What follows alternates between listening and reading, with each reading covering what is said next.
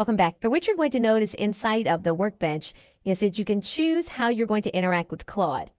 You can click on the model settings. And what you'll notice is that there are several models that you can interact with in order to undertake this process. And you'll want to choose the model that is most appropriate for what it is that you are trying to do. You can also choose the temperature of Claude. Well, when you're looking at the model temperature, you're talking about the amount of randomness.